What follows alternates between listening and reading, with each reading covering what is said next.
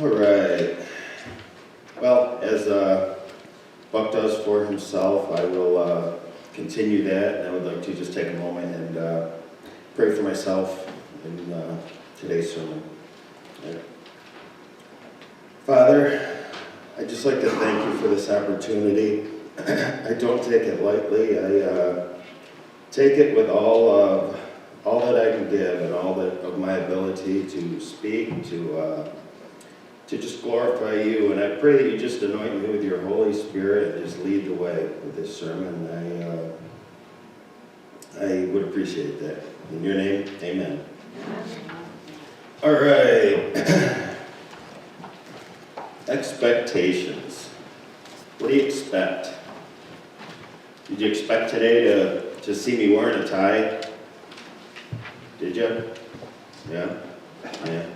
I like wearing ties. They're fun. After years of cutting trees, I get to wear ties now. So that's fun.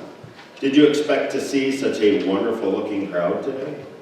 Congregation? Take a look at each other. What are you expecting to see? Is that wonderful, isn't it? Yeah? You guys are all beautiful.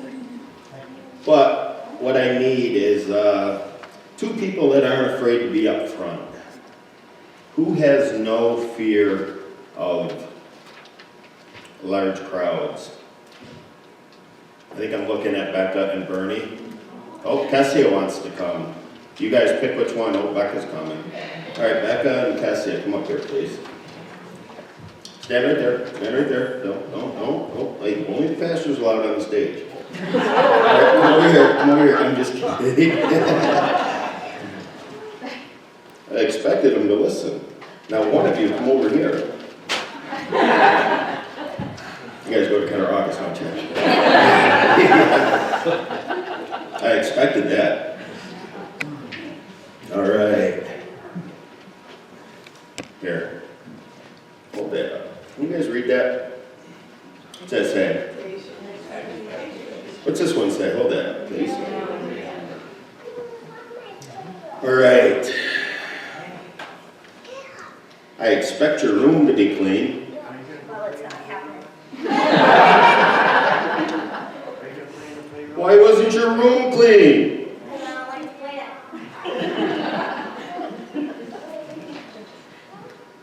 I expected you to eat all the vegetables you had on your plate. Well, they have high expectations. Why didn't you finish your dinner? Your carrots are right there.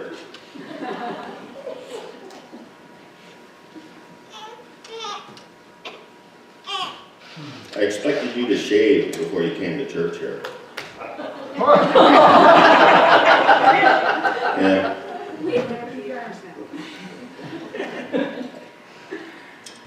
I see you didn't shave. Okay. Are we meeting the expectations? Have I set expectations that are too high? Yeah. Clean your room. Please, before I get home from work. I'm tired of coming in and having to clean it. And by clean it, I mean shove everything in the closet. Hey, you did clean your room. But I noticed the 2 or 3 socks you forgot over here. And that dish that's on your dresser. Hold it up. Do sometimes when we meet our expectations, do we still find fault in them? Do we still say, well, that wasn't good enough? Because my expectations were to be everything's picked up. But you forgot a dish. So, we go on in life like that. We go on with our expectations, and we don't meet them. People don't set out to disappoint us when they do things. People in our lives honestly probably want to please us. Most people want to please you. They don't try to disappoint you with not meeting your expectations. But they fail sometimes in our eyes. But what's in between the two here? What is this gap that's between the two? Can we force this over there to the reality? Can we force our expectations into the reality, which I'm saying, okay, well, now my expectations aren't going to be as high. I'll just come and whatever you do, that's what I'm going to expect. I'm not expecting anything from anybody. Is that going to work? Eventually that's going to break down and that's not going to work, is it? If we bring the behavior over here and say, well, I'm going to force you to act this way, and I'm going to drag you in your bed.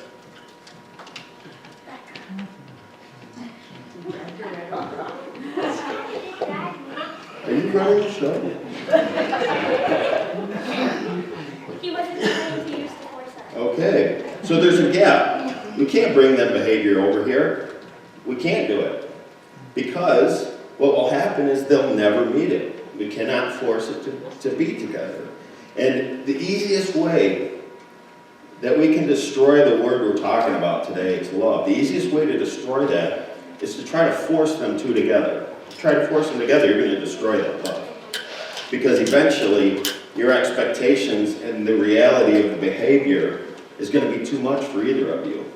And you're going to resent each other, and you're not going to want to be together. It's going to destroy that love. So, what does that mean that we do in this gap all the time? Is this what we do? As people, is this what we do when we have expectations? And after a while, can people read this? We assume the worst. Is that what happens in our lives? We set an expectation. You're going to stop smoking. I saw you outside. And you're going to stop. Right? You have that expectation of somebody. But we do this with the reality. You had 3 cigarettes today. I know you're not going to quit. Right? You and your friends standing out in front of the school. I know you ain't quitting. So we assume the worst. They're not going to listen to me. So why have the expectation when all I'm going to do is assume the worst? I'm going to take the negative out of that, which is the world, giving us that negative attitude that we just will never meet our expectations. I'm not saying that it's important to lower our expectations, because our expectations have to be what they are. They're going to be our expectations. What's the one thing that we can do to make these two fill that gap that brings that love and that desire and that peace into our lives? What's something we can do? Anybody have an idea? What? Acceptance. That's a hard word, because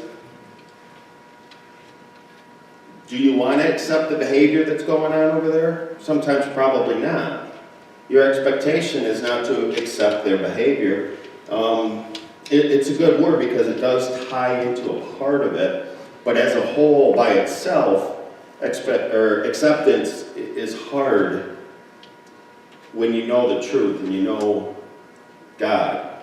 You don't want to have your expectations lowered into the acceptance of bad behavior. What you want to do for people in this world and what can change the dynamic of the world. Politicians these days are saying that the Republican Party needs to start with the grassroots and build up from the bottom, and we can change this party. Do you guys want to sit down? Here, why don't you guys sit down? Thank you very much. That was Becca. And that was Cassia. Thank you.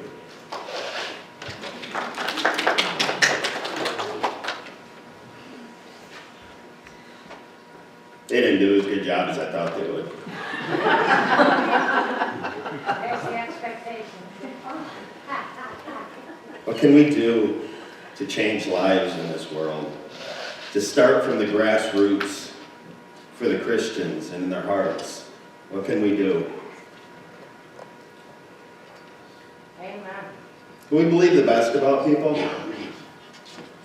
Can we take our expectations and believe the best about the reality of what's going on? You're quitting smoking. You only had 3 today, when 2 weeks ago it would have been 12. Good job. Do we come in and say, thank you for cleaning your room, it's a wonderful job. I know you picked up everything, and I know that you were going to do it.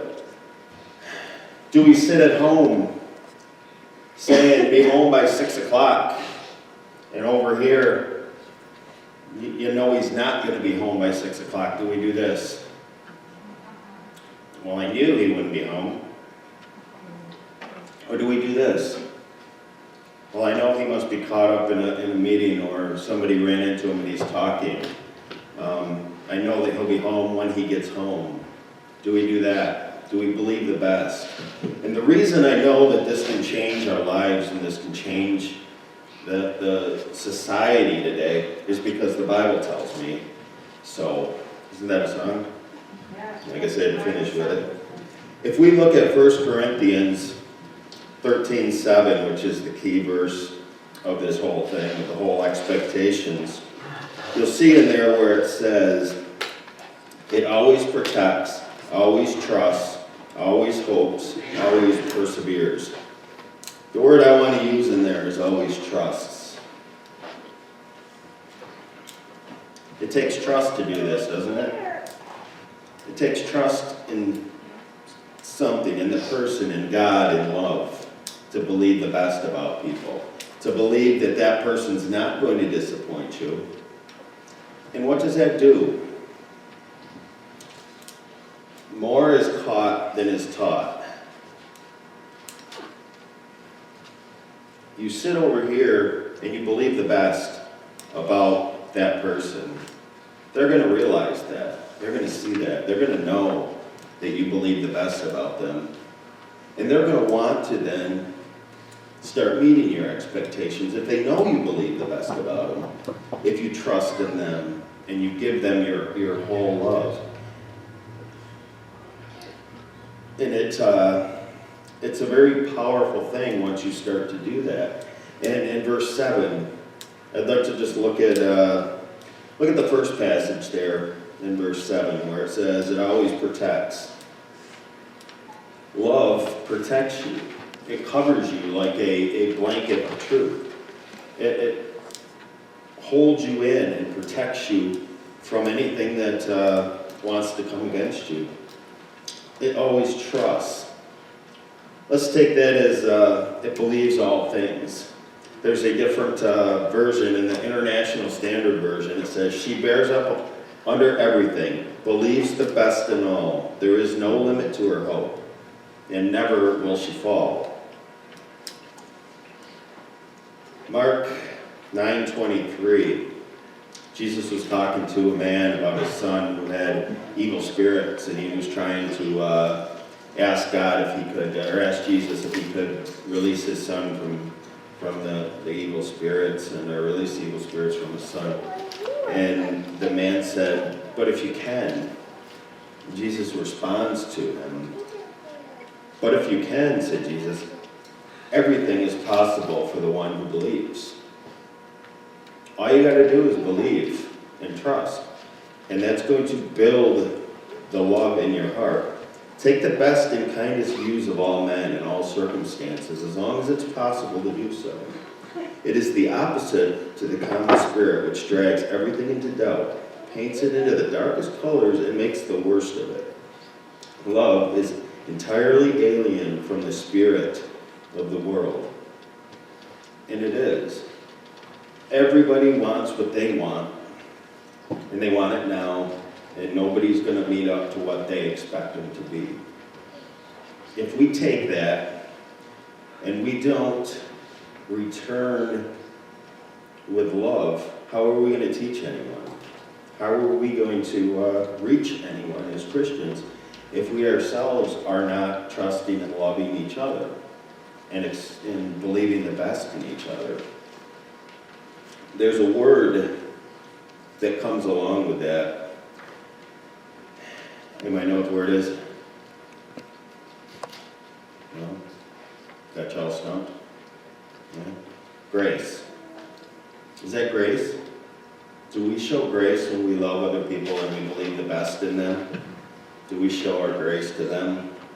It's a good example of it is you're driving down the road and somebody cuts you off in the car. And what's the first thing you do? You get mad at that person. Oh man, that guy. And people say some things which their kids repeat. They didn't hear me. But what if it's us in that car and we're in a hurry and we cut somebody off because we're in a hurry? It's easy to justify when it's us, right? But we don't do that with other people. We give ourselves the grace and we think, oh, we're above that, but if somebody else does it to us, automatically assume the worst about that person, automatically assume that. Who gave us that grace? Yeah, it was Jesus that gave us that grace. He gave us that grace by dying on the cross for us, by taking the cross and being crucified so that his body and his blood were shed for us. And he gave us that grace. Is it okay to take that grace and not give it to anyone else? Can we do this if we have grace and not do this? Does this feel right?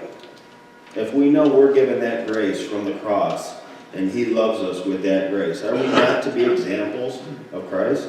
And does this not become an example of Christ? What did he do when he saw the prostitute?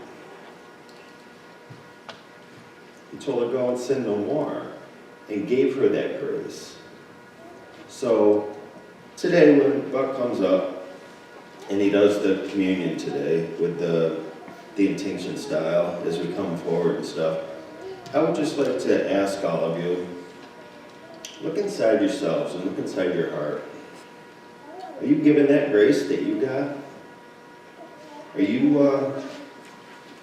you not getting the grace that he has to offer? Do you want that grace? Do you want that love in your heart that makes you believe the best about people and forgetting about the worst? Because we don't need to think about that. We need to think about the best of people. So when you come up, I would ask you, if you feel led to, just take a minute to thank him for that grace. And look inside your heart and try to realize, I need to give more grace to other people. It's not something that we're supposed to take and lock away and put inside ourselves that nobody else sees. Be an example of Jesus. So when you come forward, just take a minute, reconnect with him. Say, I want to be an example.